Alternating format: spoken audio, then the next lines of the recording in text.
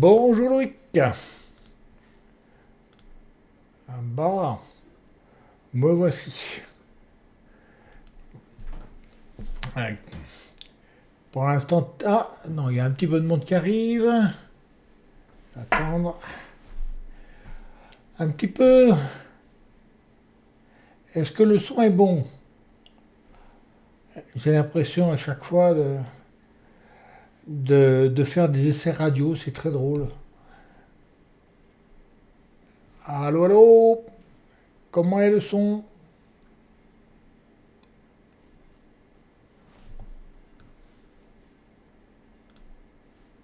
Bon, on saura pas.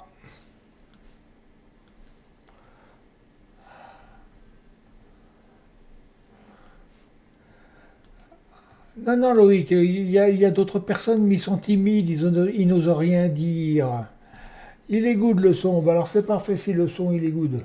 Bah, allez, bon, on va y aller. On va continuer notre petit tour du support avec une ou deux petites questions SO en général qui sont assez sympathiques, me semble-t-il. Une des premières questions que les gens m'ont posées au début du support, puisque au début des métamos sur Concours SE, on n'avait pas forcément les accents. Et au bout d'un certain temps, bonjour Sandrine, bonjour Philippe, bonjour Sanchai. Euh, donc au tout début des métamos, on n'avait pas les accents parce que c'était difficile à gérer et on les a ajoutés après. Et ensuite, quand les accents sont arrivés, et depuis toujours, d'ailleurs depuis cette époque-là, les gens me disent mais est-ce qu'il y a une différence quand je tape une expression pour calculer un métamo ou même si je veux l'utiliser sur mon site, est-ce que mettre les accents ou ne pas les mettre, ça a son importance? Alors, oui, ça a de l'importance. Aujourd'hui, il est important de mettre les accents outre les problèmes de confusion qui peut y avoir entre deux mots, l'un avec accent et sans accent. Ça peut être des faux homonymes et ça peut être un peu parasité. Mais au-delà de ça, aujourd'hui, dans une title, il faut mettre les accents. D'une certaine manière, Google y est un peu sensible car euh, c'est mieux présenté. Et si on se remémore cette chronique que j'ai écrite sur le journal du net, qui est encore revenue dans un séminaire la semaine dernière, effectivement, cette chronique explique comment on montre à Google qu'une page est de qualité, comment lui la ressent, si j'ose dire, pour un moteur. Oui, l'accent est important car l'accent est un signe de qualité. Quelqu'un qui parle en français, qui utilise des stop-words, qui utilise des phrases, qui parle voilà, qui délivre quelque chose où il a le sens de la qualité, il se trompe pas il ne fait pas des fautes de français. Ça, même si on peut se dire pourquoi Google s'intéresserait aux fautes de français, simplement parce que c'est un signe de qualité pour lui, par la forme. Donc effectivement, mettre des accents, c'est pas la même chose que ne pas en mettre. Et quand on calcule un métamo, on doit mettre des accents s'il doit y en avoir. Euh, pour les E dans les AE par exemple. Alors exactement, Philippe, tu as raison. Les O dans le E et les E dans, également les E dans les O et les E dans les A, puisqu'il y a aussi celui-là, effectivement peuvent être importants.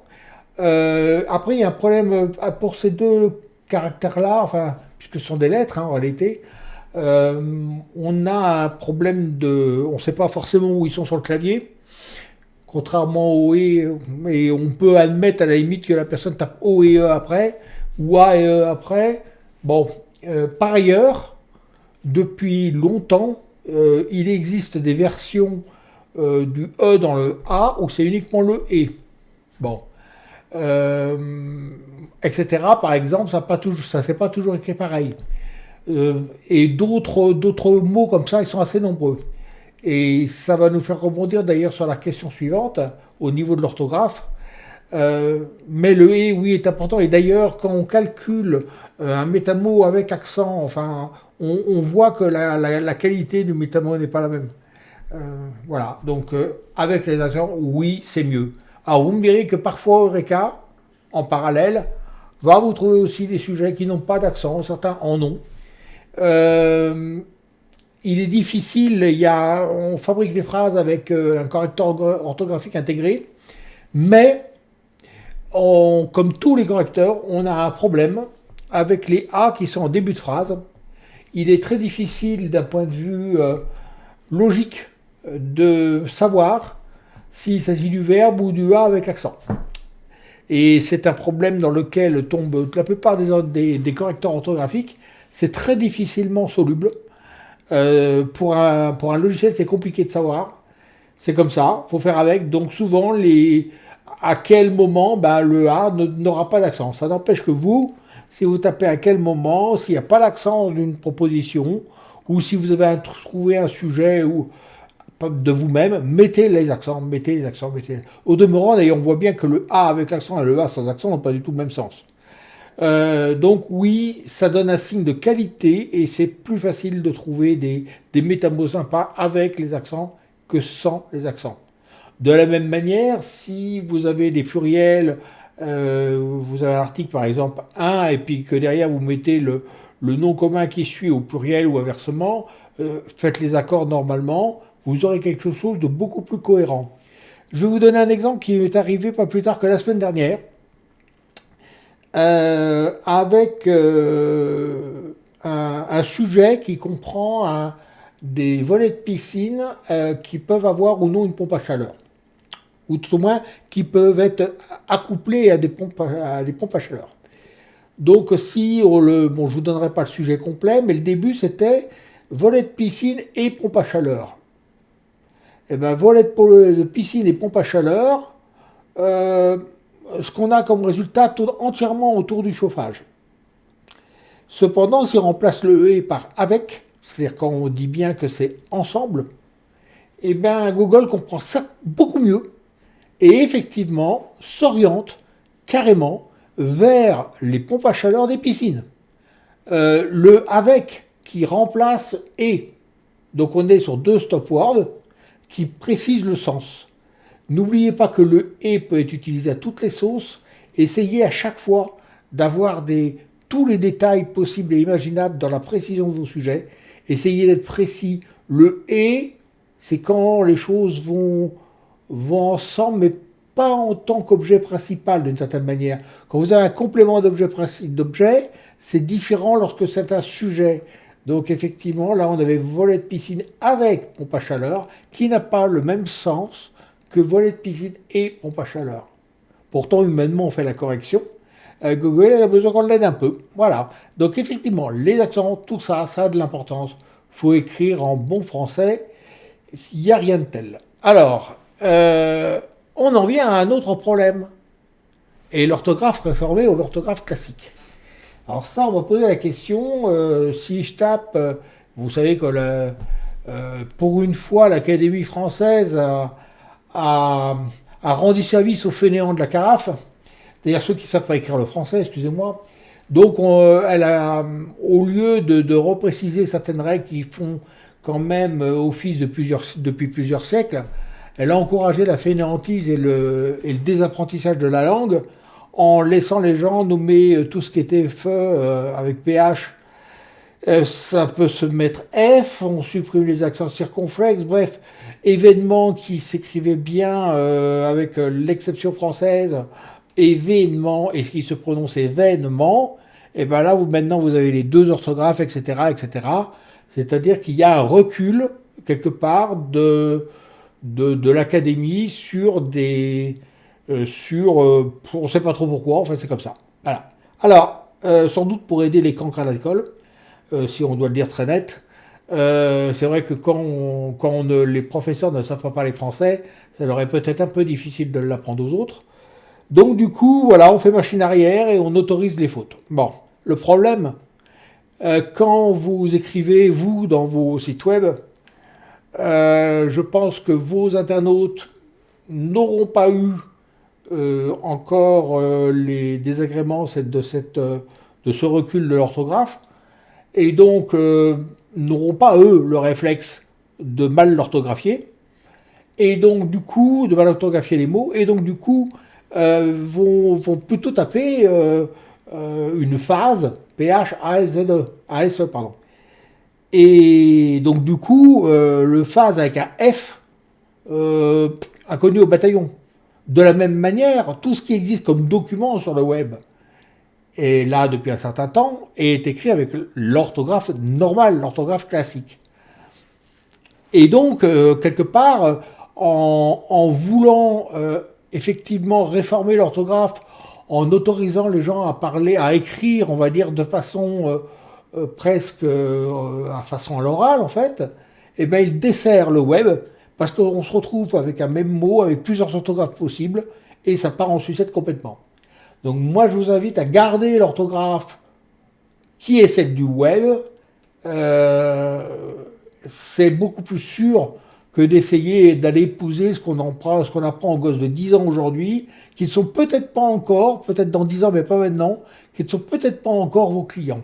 Donc du coup, méfiance. Avec ces orthographes-là, ça marche pas, ça marche pas sur le web. C'est déjà que la langue française n'est pas un cadeau pour Google, mais alors lui donner 40 orthographes possibles pour un même mot, c'est pas un service. Excusez-moi, je me rafraîchis. Bon, je terminerai cela. Ouais, effectivement, il faut faire attention, il faut écrire un petit peu. Pensez à la génération qui vous lit, qui est vos clients, comment eux ils écrivent. Voilà, est-ce qu'ils écrivent avec des fautes ou pas. Pensez que Google a un référent qui est Wikipédia, où quand même on essaye d'écrire un peu de façon classique, relativement peu de fautes d'orthographe, etc. Et qu'il y a un gros apprentissage de Wikipédia, de Google sur Wikipédia, il y a un entraînement en machine learning là-dessus, sur les sites des universités, etc. Et que donc la base littéraire est plutôt l'orthographe classique, le français classique, sans être classique du XVIIe siècle quand même, qu'un français qui est tellement moderne qu'en fait c'est simplement un laisser-aller, un abandon complet à ce qui se pratique. Voilà. Donc faites attention à ça. Parlez le français que vous avez appris vous à l'école, si vous êtes allé à l'école, j'espère quand même. Voilà. Ne cherchez pas à forcer le trait et à essayer d'épouser l'orthographe complètement artificielle qui, je pense, en plus de ça, un jour sera peut-être remis au placard, je ne sais pas. Moi, je trouve personnellement que finalement, baisser les bras devant ce qui se pratique, c'est pas forcément une bonne solution dans une société, mais enfin, chacun fait ce qu'il veut. Et on a besoin, la langue française est très belle, c'est dommage de la massacrer, quoi. Voilà. Bon. Voilà, elle est très complexe, mais elle est très belle. Croyez-moi que quand vous regardez, par exemple, justement, je suis toujours sur mon russe, là, quand vous voyez l'étendue du vocabulaire russe par rapport à l'étendue du vocabulaire français, mais je suis content d'être français. La richesse, les nuances, la quantité de pseudo-synonymes qu'il y a, cette variété qu'il y a, mais c'est fabuleux. Quand vous voyez le lexique du russe, c'est vachement plus maigre, quoi.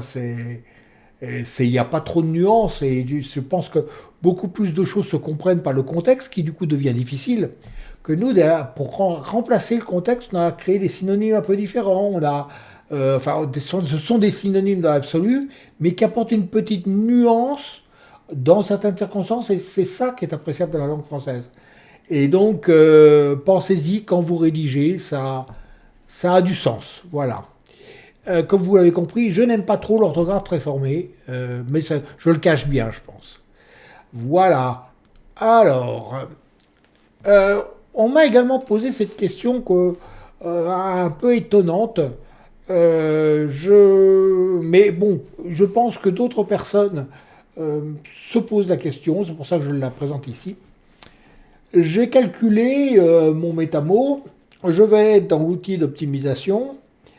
Je rédige tout ça, et puis je fais mon calcul en appuyant sur le petit bouton pour permettre à l'outil de vous dire où vous en êtes de votre optimisme.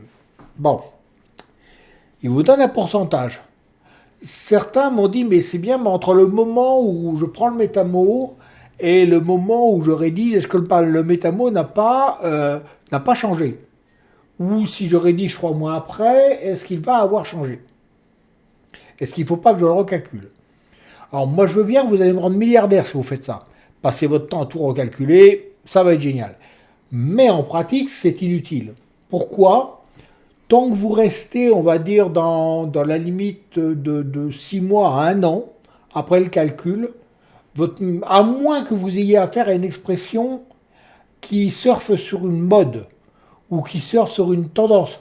Si par exemple vous parlez aujourd'hui, vous faites une page sur le coronavirus, il est possible que cette page, dans moins d'1 an, elle soit totalement obsolète. Pourquoi? Parce que le contenu, on va dire, l'environnement du mot, la situation, j'espère qu'elle aura changé. Et donc, quelque part, bien entendu qu'on ne pourra pas dire les mêmes choses là-dessus. Mais il n'en va pas de même pour tous les sujets, heureusement. Si vous avez quelque part sur un pays une tempête ou autre, parler de vacances quand il y a eu une tempête ou un raz-de-marée, c'est beaucoup moins drôle que d'en parler quand il fait soleil depuis plusieurs années. Mais à part ces cas d'instabilité, quand quelque chose est stable, le métabo ne va pas changer comme ça. Bien entendu que vous aurez peut-être des lexies, un peu des combinaisons, un petit peu différentes qui peuvent se présenter.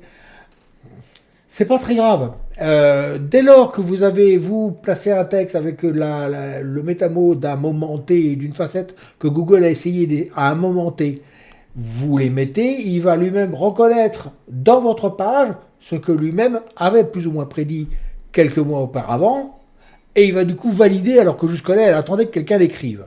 Donc, vous allez ce qu'on appelle figer la facette. C'est-à-dire que vous allez bloquer le métamo sur ce que vous avez écrit. Donc c'est très bien. 1 an après, 2 ans après, je ne dis pas. Mais tant que vous restez dans la limite d'1 an entre le calcul et l'écriture, ça va à peu près, quoi. C'est pas dramatique. Hein. On ne va pas passer notre temps à recalculer. Hein. Donc, ceci étant, je pense que c'est relativement simple à comprendre. Hein. Ça ne change pas comme ça. Au demeurant, les capacités de machine learning de la part de Google sont aussi limitées d'une certaine manière. Vous vous rendez compte le nombre de sujets possibles qu'il y a en français. Vous imaginez s'il calculait, il remettait tout à plat toutes les semaines ou tous les jours. Mais c'est plus 1000 data centers qu'il lui faut. Il faut carrément qu'il achète le soleil et qu'il les mette là-bas, ces data centers, quoi. Parce que ça consommerait trop. Donc il est raisonnable, il a des sujets, il a des choses qui sont stables, et il ne va pas les recalculer sans arrêt. Il va tenter jusqu'à temps de trouver quelqu'un qui est suffisamment malin pour lui donner ce qu'il cherche, et puis une fois qu'il l'a, il stabilise à peu près. Voilà.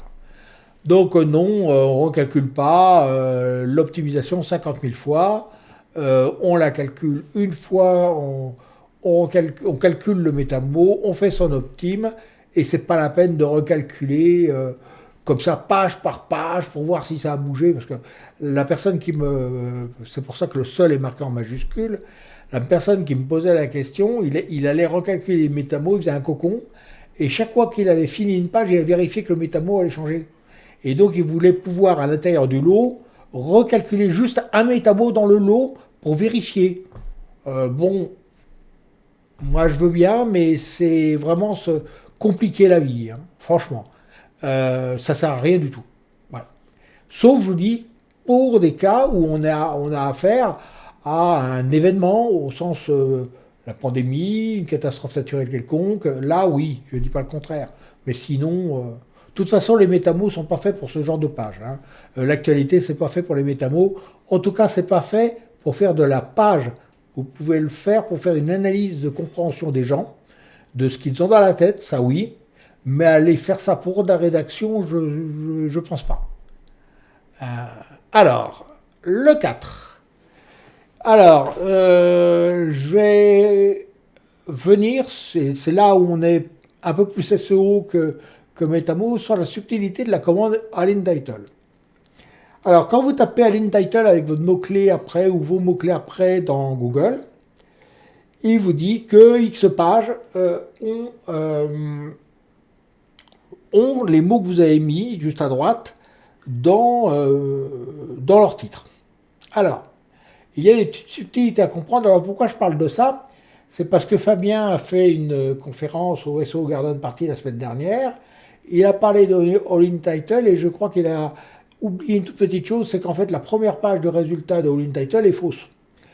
C'est-à-dire qu'en fait, il faut aller à la dernière des pages pour avoir le nombre réel, à supposer qu'il soit vraiment réel. En tout cas, il est plus réel que, que la première page. En fait, on rajoute derrière, en principe, alors on peut se contenter, en réalité, toutes choses égales par ailleurs, on peut se contenter de align title sans précision, hein, ça marche, pourvu qu'on fasse tout de la même manière. C'est toujours le problème, c'est que c'est un nombre relativement aléatoire qui est un petit peu comme tous les résultats de Google, qui est un peu tiré, un peu tiré au hasard d'une certaine manière. Il va vous balancer un chiffre comme ça. Et je vais vous le montrer, je vais essayer de vous le montrer à l'écran. Alors attendez voir. Je fais un plus. Je vais vous montrer ce que je veux vous dire.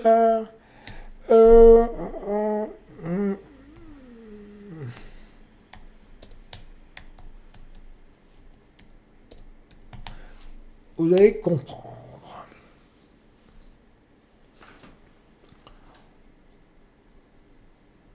Oh, j'ai oublié le T. Non, je l'ai pas. C'est moi qui l'ai oublié en le tapant.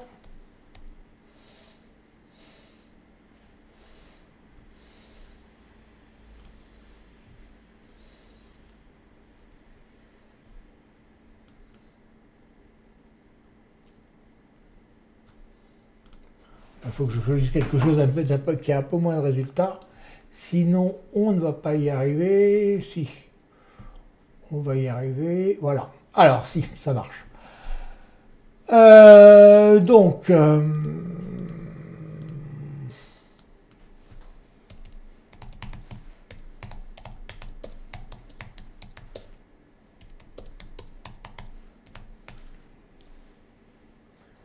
Alors, je partage mon écran, enfin mon Safari. Ils ont réglé le bug sur mon logiciel, vous avez vu? Le navigateur est de nouveau centré. Ouais, j'ai rien fait. Hein. J'ai tapé donc All in Title, référencement de site internet. Ok, donc là, ce que ça veut dire, j'ai pas besoin de mettre de guillemets. Il faut que le mot référencement, le mot de, le mot site et le mot internet soient dans le titre. Si je le mets en guillemets, ça veut dire que c'est la chaîne telle quelle. C'est-à-dire tous ces mots-là dans cet ordre et à la suite. Si je mets All Title, le premier a priori, et pas All in Title, mais All Title, et va prendre le référencement, ok. Le reste, je ne sais pas trop ce qu'il en fait. Donc du coup, comme je ne sais pas ce qu'il en fait, si vraiment je veux le mettre avec, je veux All in Title, et ensuite, après référencement de site internet, je ne mets plus rien. Sauf si vous voulez mettre site 2 points et préciser le site.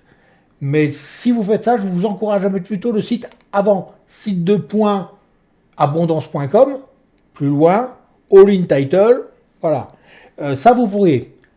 Précision avec ce type de commande, vous faites ça 2-3 fois et vous avez des captchas. Donc vous pouvez le faire en méthode douce, en prenant du temps entre chaque clic, sinon immédiatement il vous tire à boulet rouge parce qu'il n'aime pas qu'on lui fasse ça. Donc là, vous voyez, ici, j'ai 3610 résultats. Waouh! Il y aurait 3610 personnes qui ont référencement de site, enfin 3610 pages, excusez-moi, pas personnes, pages sur Google, qui auraient le mot référencement de site internet, enfin l'expression. Bon, à l'évidence, ce n'est pas le cas, mais on va le vérifier. Je vais aller ici en page 10. Vous voyez, je vous en parlais. Hein, le temps de vérifier tout à l'heure. Ouais, puis les taxis, on voit que dalle sur l'autre truc. Hein. Allez, on va tout cliquer. Hop. Ça, c'est vive Google hein, pour ça. Franchement.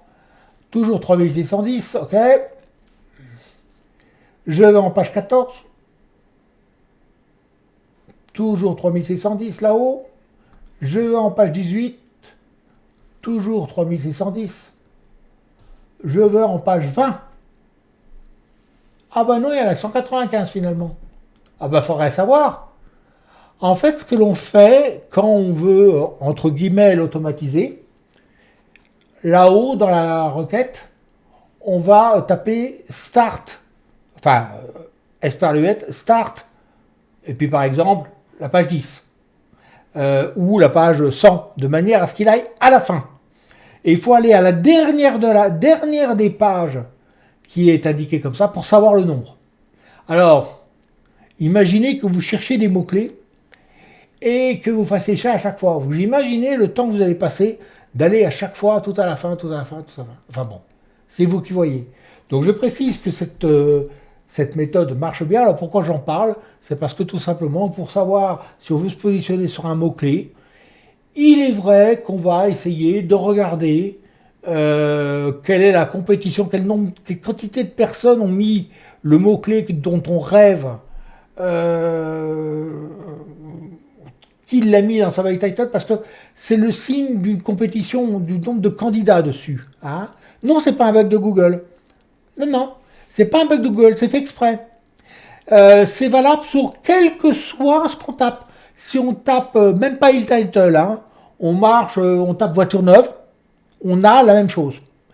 Sauf que voiture neuve, il y a tellement de résultats que même à la 20e page ou 100e page, on a toujours des pages. Paraît-il, que c'est fait pour empêcher Bing de savoir combien Google a de résultats sur les requêtes, puisqu'il paraît que Bing venait le scraper, paraît-il. Hein, c'est ce que j'ai entendu dire. Maintenant, je ne garantis pas la source en l'espèce, mais c'est pour empêcher les gens de savoir combien il y a de résultats en réalité. Vous avez vu que les CAPTCHA sont dégainés très vite, et que donc faut être assez malin pour aller chercher directement la dernière page, pour éviter directement d'avoir le CAPTCHA. Si vous faites un start égal, alors vous pouvez faire num égale 100 également dans l'URL. Déjà, vous avez 100 résultats. Alors, ça ne marche pas sur tous les navigateurs. Bon, ça marche en Firefox en navigation privée, par exemple, avec JavaScript. Vous mettez num égale 100 pour avoir 100 résultats par page. Vous mettez également la variable start égale, je sais pas, vous mettez 100 si vous voulez. Hein. C'est pas grave, il y en a toujours moins de 100. Donc, du coup, vous mettez 100 et il va à la dernière page. Et là, vous avez le résultat. Mais étant donné que vous avez fait tout ça et qu'il vous colle plein de CAPTCHA, ben quelque part, ça va compliquer la vie des référenceurs qui veulent savoir sur chaque mot quel est le nombre de compétiteurs qu'il y a. Alors, précision, que vaut ce résultat 195? Y a-t-il vraiment que 195 pages qui ont le mot référencement du site internet? Ben non, il y en a un peu plus. Mais il n'y en a peut-être pas 3610. En tout cas, il n'y en a que 195, excusez-moi, qui en valent la peine aux yeux de Google. Donc le résultat de la vraie compétition serait plutôt ces 195-là que les 3610 au départ. Et ça, vous l'avez quel que soit le mot-clé, sauf s'il y a une telle profusion. Alors, encore une autre subtilité sur cette commande. Elle est bridée. C'est-à-dire que de toute façon, vous aurez du mal à dépasser 400 résultats, même pour une commande. Vous mettez par exemple voiture, on peut faire l'expérience. Hein. Je vais avoir un CAPTCHA, vous me verrez taper CAPTCHA, puis voilà. Voiture, ok. Bon, voiture, c'est évident qu'il y a plein de résultats, hein, on est d'accord. Maison, on pourrait taper ce qu'on veut. Hein. Bon, là, il me dit qu'il y a 16 millions de résultats. Quelle est la compétition? Alors, moi, attendez, je vais aller... Est-ce que j'ai... Non, je n'ai pas accès à l'URL, c'est dommage. On va aller à la page 10. OK. Toujours 16 millions, soyons patients. La page 14. Toujours 7 millions. Toujours 16 millions. La page 21. Et là, il a limité lui-même à 208. Et pourtant... je suis censé être en page 21, c'est-à-dire qu'effectivement, il ne veut pas afficher. Et qu'est-ce qu'il nous dit là? Moi, mes autres pages, elles sont similaires. Donc, on a la raison pour laquelle il se limite à 210 entrées, 208. C'est parce qu'il considère que les autres pages ressemblent trop aux 208 qu'il vient de vous présenter. D'une certaine manière, on a peut-être là, parce que personne n'en est sûr, on a peut-être là un effet sur la balise au link title de ce qu'on appelle l'indice secondaire et l'indice primaire, l'index secondaire pardon et l'index primaire, c'est-à-dire qu'il y aurait chez Google un index, on va dire des pages que Google reconnaît comme canonical, comme bien et autres en fonction du mot-clé, et puis d'autres pages qui ressemblent trop aux premières et qu'on appelle l'index secondaire. Et vous avez ça à la fin. Et si vous relancez, vous avez la suite. Sauf que là, vous retrouvez 16 millions et que même quand vous continuez, il va s'arrêter quand même à 208. Donc, vous allez voir, c'est assez rigolo. Hop. Enfin, vous allez voir qu'il va vouloir me contredire ce soir. Hein. Il est vrai qu'All in Title avec voiture, je provoque. Hein. Un seul mot dans une balise All in Title qui est censé recevoir plusieurs, c'est pas très catholique mon truc. Ah, ben là, il est quand même à 16 millions. Ah, il continue, il est donc 30. Il va s'arrêter à combien? Ah, toujours là, 34. Je vais pas tarder à avoir un captcha, je vous préviens. 16 millions, toujours. Faut être patient, toujours 16 millions. Page 42, de toute façon, il n'a pas plus de 1000 pages. Hein. Ah, 411. Il a bridé. Il a bridé et même en ignorant, en ignorant le fait que les pages se ressemblent. On voit bien que 411 pages, quand vous regardez la quantité de pages d'annonces sur le bon coin, de partout, qui ont le mot voiture dans le titre, c'est évident qu'il n'y a pas que 411 pages sur le web français qui comprend le mot voiture qui plus est au singulier. Bon, voilà, donc on voit bien que cette commande a une petite fragilité, elle est bien parce que c'est un des rares repères que l'on a qui permet d'indiquer le niveau de compétition d'un mot-clé, mais il faut tenir compte également de ses limites. Moi personnellement, je vais directement à la dernière page et je ne dégage pas le filtre. C'est-à-dire je reste sur l'index primaire, parce que le filtre peut aussi dans l'URL de recherche, l'URL que j'aurais là s'il m'affichait l'URL, on peut mettre également filter égale 0 pour lui dire de ne pas mettre le filtre. Mais par défaut, il est à 1, comme c'est le cas là, et quand j'ai appuyé sur voir les autres résultats, voir les pages qui se ressemblent, il m'a mis filter égale 0. Sauf que Safari ne me met pas l'URL en haut, c'est comme ça. Comme pas mal de navigateurs d'ailleurs aujourd'hui. Firefox continue de le mettre, l'URL en entier. Donc on peut la copier-coller, la modifier, puis la remettre. Voilà. Donc pour vous dire simplement une chose, elle est très pratique cette commande, mais méfiance. Alors par contre là où elle est très bien, c'est quand vous voulez savoir à quel point un concurrent a un mot-clé sur son site. Parce que si vous faites site, alors je vais taper un autre mot que ça, hein. Je cite par exemple abondance.com, ok, vous voyez tous, et je tape, alors peut-être pas voiture, je vais taper, bah tiens cocon, hein, hop, d'accord, dans ce sens-là, donc abondance.com, excusez-moi.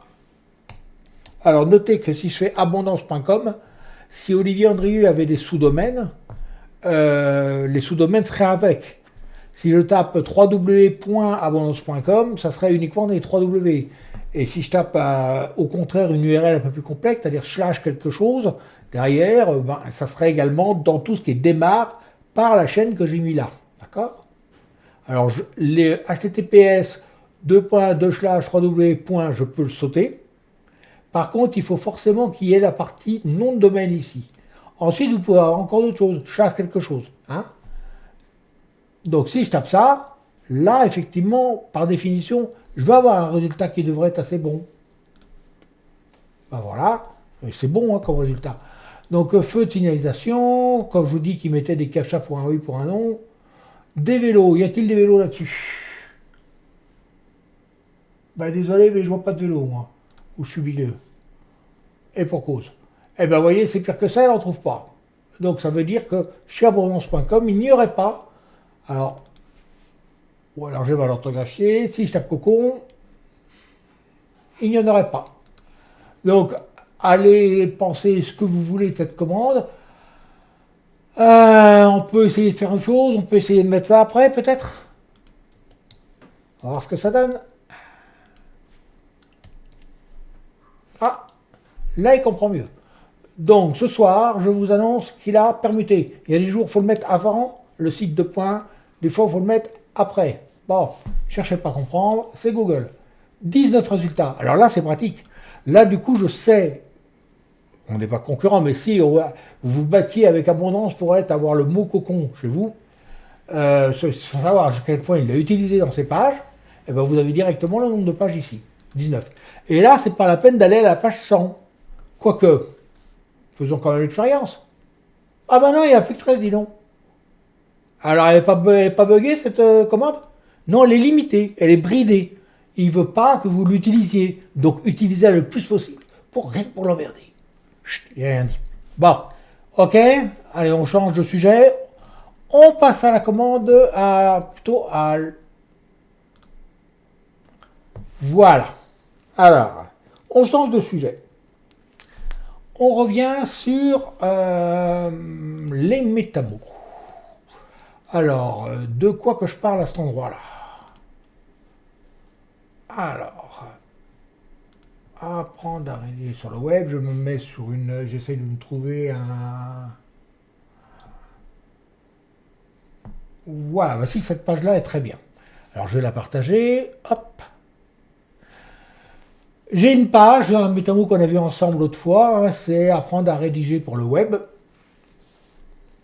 Et dans les termes que je dois mettre, vous voyez qu'ici j'ai rédacteur web, ok. J'ai rédacteur tout court ici, j'ai pas web.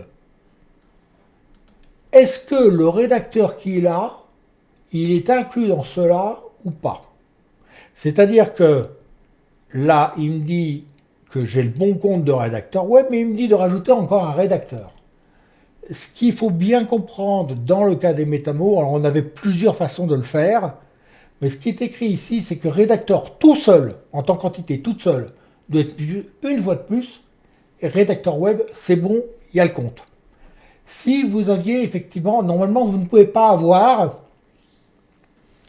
il ne va pas compter le rédacteur tout seul s'il a web à côté. Ok? Si vous avez rédacteur internet, rédacteur web, rédacteur SEO, et que dedans vous avez plus de rédacteurs que le rédacteur qui est ici, c'est pas grave parce que dans l'autre cas, c'est l'entité complète. C'est rédacteur web, rédacteur SEO, c'est vraiment séparé. Donc ici, quand vous voyez ça, c'est vraiment le 2 grammes, puisqu'il y a 1 et 2 grammes, hein, on appelle ça comme ça en informatique. Vous avez rédacteur web, et rédacteur, c'est rédacteur tout seul. Si vous avez chauffage et chauffage solaire, c'est pareil. Chauffage solaire, c'est une entité, chauffage, c'en est une autre. Donc c'est chauffage tout seul X fois, chauffage solaire X fois. Mais le chauffage qui est dans le chauffage solaire ne compte pas pour le chauffage qui est tout seul. Donc si des fois vous avez rajouté un chauffage solaire, et dans votre texte, une façon de vous en sortir, c'est de le casser, le rythme.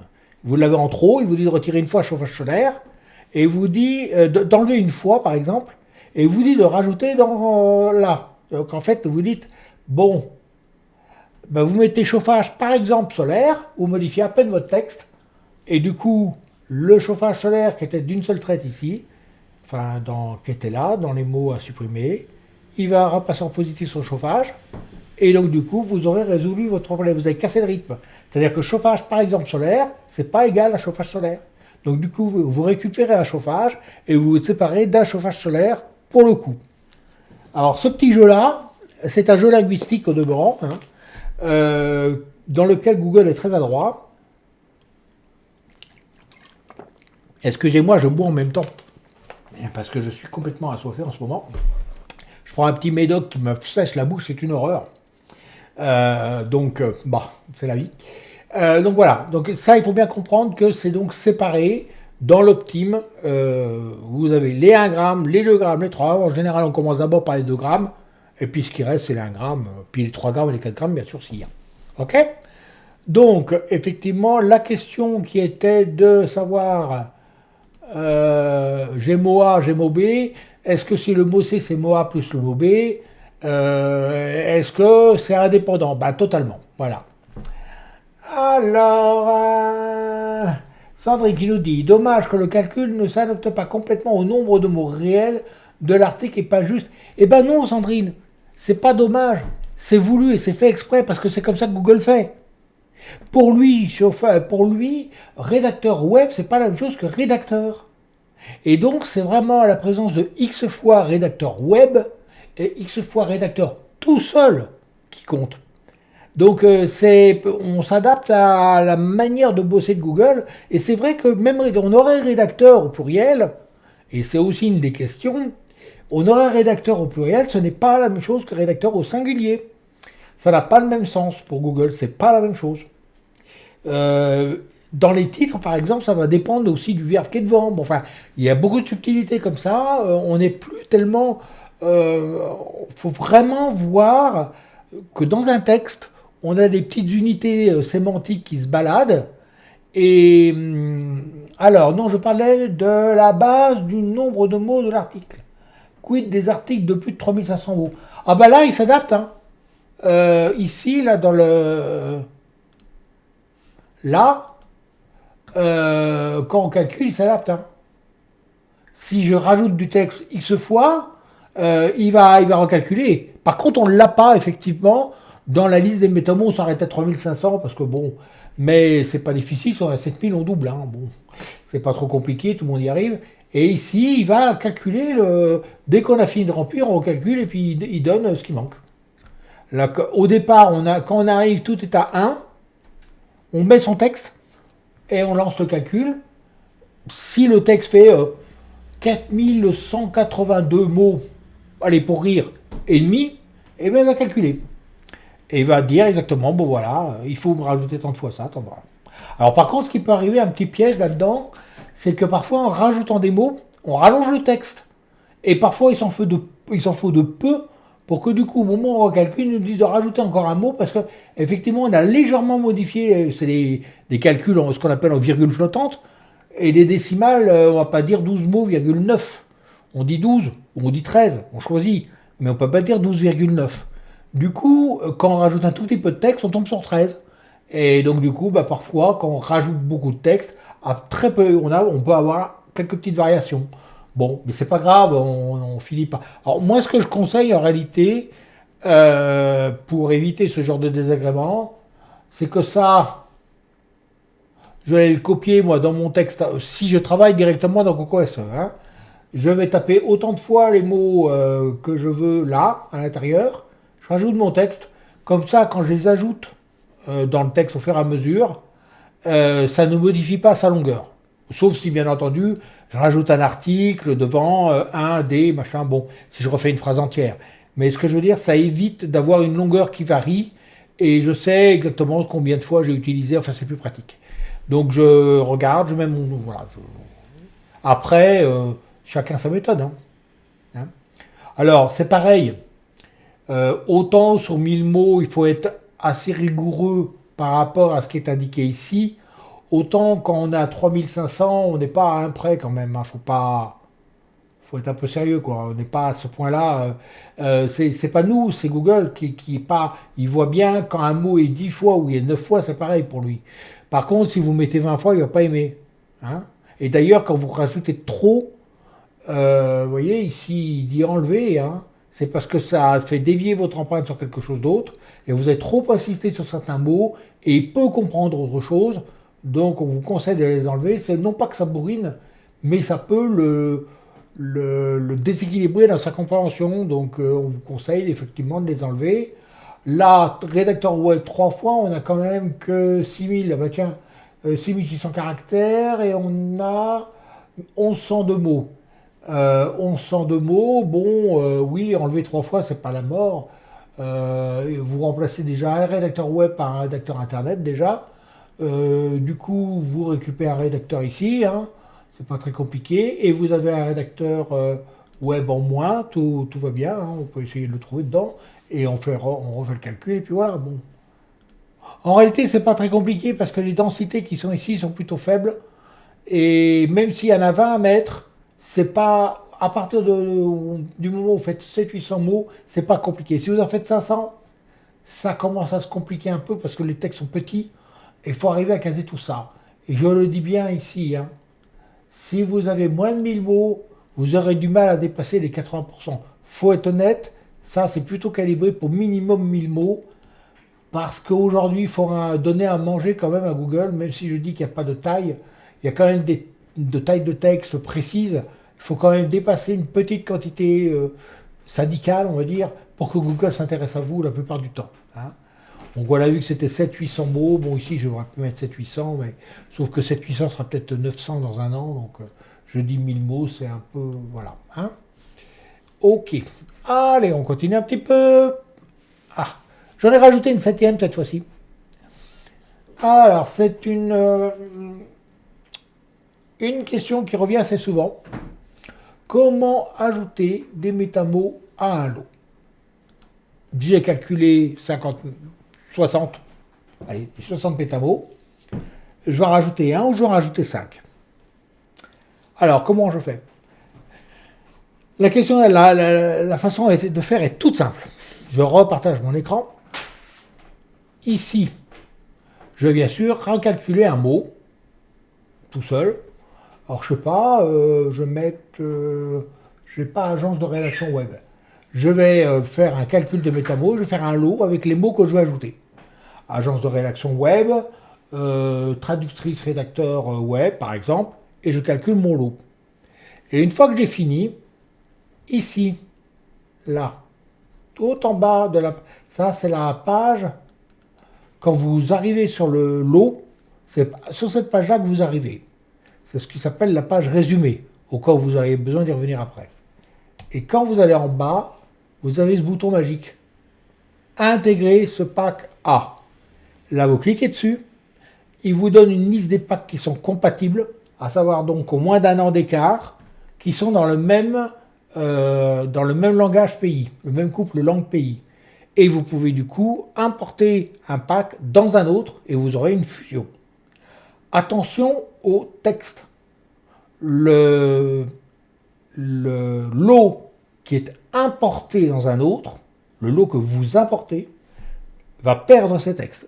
Donc, pensez à les sauvegarder avant. Sinon, j'espère que vous les avez dans un Word. Bon. On ne peut pas faire autrement, notamment pour des questions de... Tout simplement, si vous avez deux métamots identiques et qu'il y a un texte différent dans chaque, lequel on choisit, quoi. Je veux dire, après, on a une usine à gaz, quoi. Les gens, ils n'arriveront pas à s'en servir. Par définition, l'étape de choisir les métamots, ce qu'on va mettre ou pas, se fait avant de rédiger. Donc, en principe, on rajoute très peu de mots en cours de route et la question ne se pose pas vraiment. Mais si on veut en rajouter, on va aller dans les métamots supplémentaires qui, eux, n'ont pas de texte. Et c'est chez eux qu'on va cliquer sur ce bouton-là pour les importer dans le lot qui a des textes. Mais attention, si vous recalculez un des métamots qui existent là, il va être écrasé. Et donc le texte qui est dedans va être écrasé. De même, le maillage, s'il y en a un, il sera perdu, forcément. Vous n'avez plus le même contexte d'ensemble. Donc le maillage sera également retiré. En général, d'ailleurs, quand on rajoute des métamots dans un lot, c'est parce qu'on veut faire grossir son pack. Et donc, c'est pour ça j'ai même des gens alors là, qui sont très très patients. On a des études, des utilisateurs qui font métamo par métamo. C'est-à-dire qu'ils font des cocons de 300 pages en faisant métamo par métamo. Donc oui, ils ont 300 calculs, 300 lots, et ils choisissent les métamos qui leur plaisent le plus. Donc ils essayent de varier, voilà, etc. C'est une patience en or, parce que l'import, bon après vous suivez l'assistant qui vous dit comment faire, mais c'est quand même, ça peut être un petit peu long à force, c'est quand même des manipulations une par une. Quand vous devez faire 300 fois sur un lot, voilà. Donc voilà ce que je voulais vous dire pour aujourd'hui. Vous voyez que les gens se posent plein de questions dans notre support et on est toujours sur 2016 et je peux vous assurer que des questions, il y en a plein et des très intéressantes dedans, y compris sur des questions comme title et des questions. Ils ont une imagination, ces utilisateurs. C'est fou, c'est fou, c'est fou. Donc voilà, en tout cas,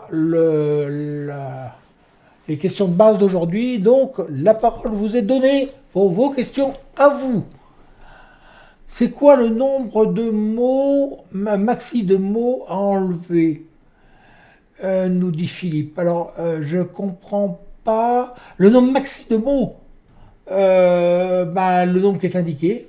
En fait, on a les mots à retirer lorsqu'en fait ils font partie les lexis font partie du métamot. Et si on nous dit par exemple de mettre 3 fois un rédacteur web, par exemple, et que vous le mettez 40 fois, on vous dira de l'enlever 37 fois, puisqu'il fallait mettre que 3. Donc c'est toutes les fois qu'il y a en plus, en trop. Hein. Alors, comment se confectionner un calendrier rédactionnel sur un thème de site précis? Faut-il utiliser Eureka ou Metamo?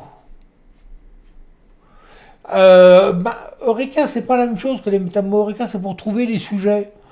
Et les Metamo, c'est fait pour savoir si on a retenu un sujet ou si on l'a trouvé par ailleurs, que ce soit Eureka ou pas.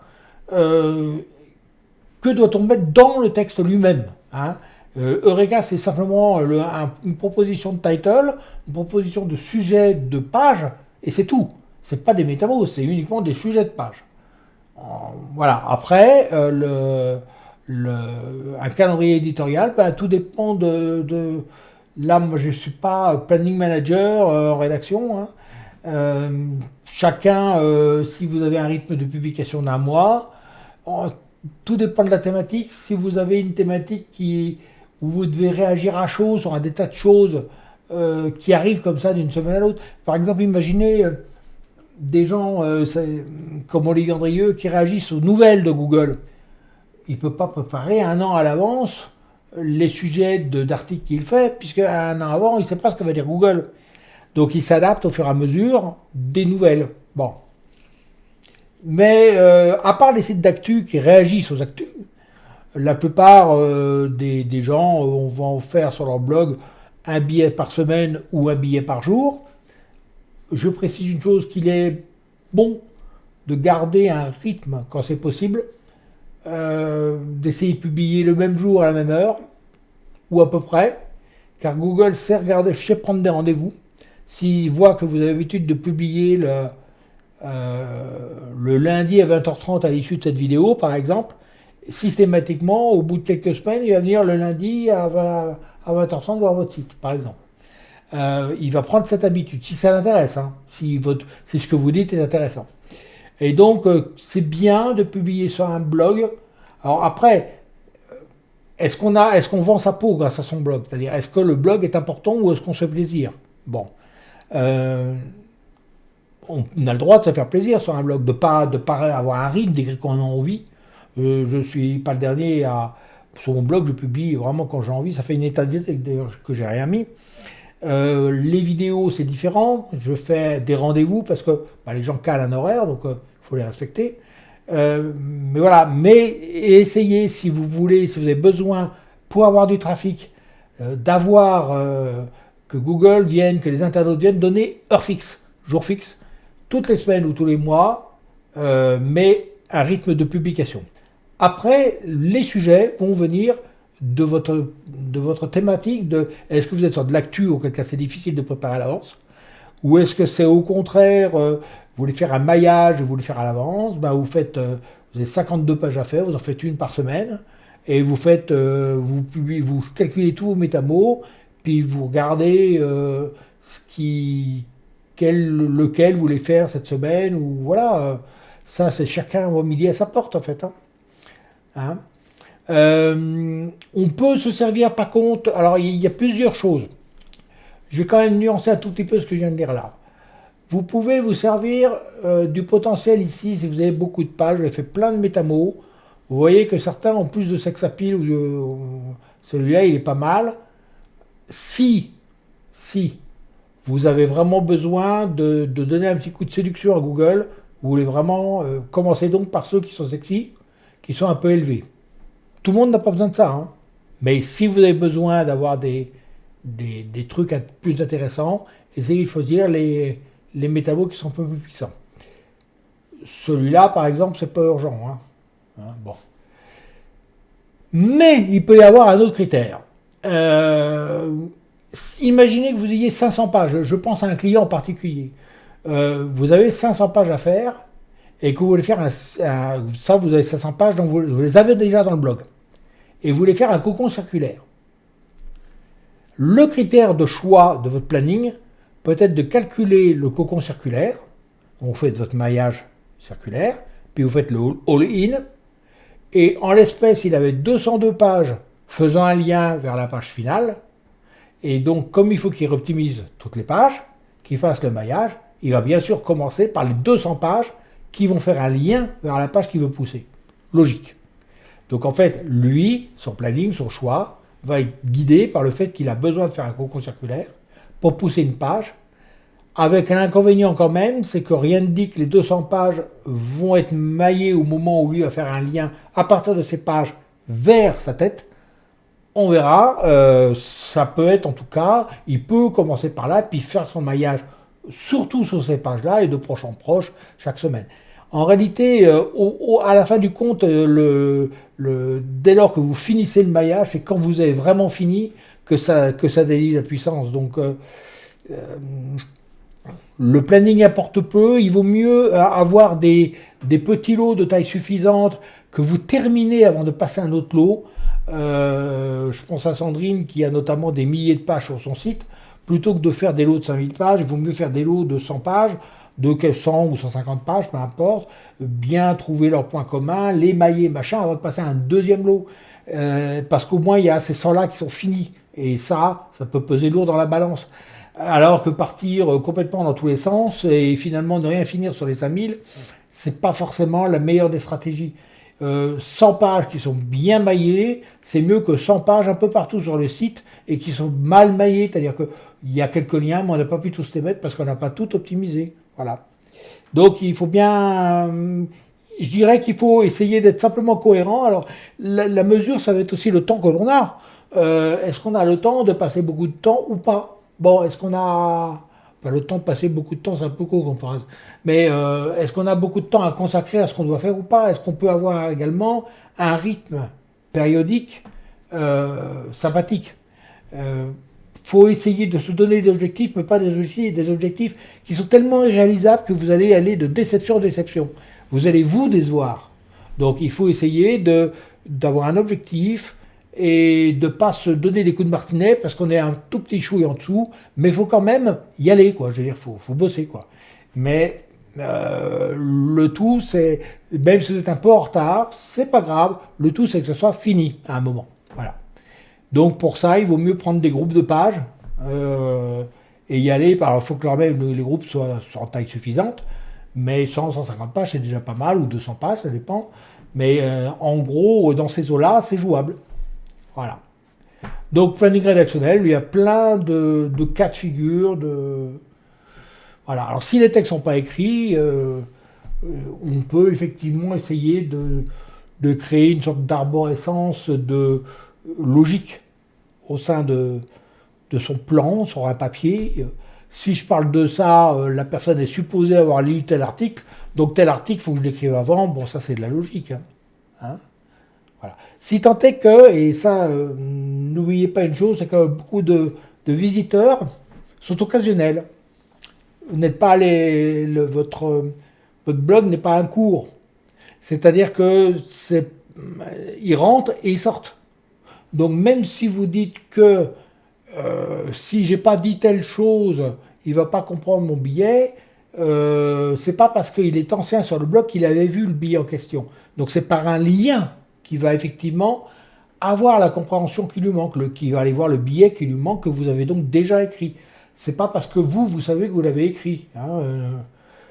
Les gens ne savent pas, moi il y a un tas de gens qui ne savent pas que j'ai écrit tel ou tel billet. Donc effectivement, et pourtant ils suivent et tout, mais ils ne savent pas. Ou des vidéos même. Je leur dis, ben, c'est possible, c'est la question que tu me poses, la réponse elle est dans telle vidéo. Ah bon, ben, je ne savais pas. Bon, et voilà, c'est comme ça. Alors, on ne peut pas faire de lien dans les vidéos comme ça, donc voilà. Mais bon, vous verrez que dans les vidéos en ce moment, les questions abordées sont mises en description, ce qui permet de s'y retrouver quand même. Je ne sais pas si Twitter les met, mais je pense que sur YouTube, ils doivent y être. Facebook, il faudrait que je regarde. Voilà, c'est fait automatiquement, c'est moi qui les mets et je les publie avec. Donc selon les plateformes, ils mettent que le titre ou ils mettent le titre et la description. Voilà. Donc, est-ce que vous avez d'autres questions, chers amis?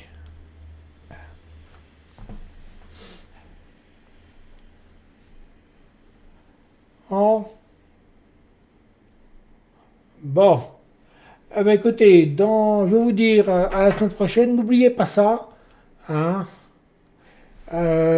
Si vous avez besoin, c'est gratuit. Hein. Si vous avez besoin de manipuler les textes dans votre propre interface de site web, vous pouvez demander l'API et vous aurez les métamos chez vous. Hein. Voilà, voilà. Là-dessus, je vais vous dire à la semaine prochaine, lundi, à 19 h, comme d'habitude. Au revoir à tous.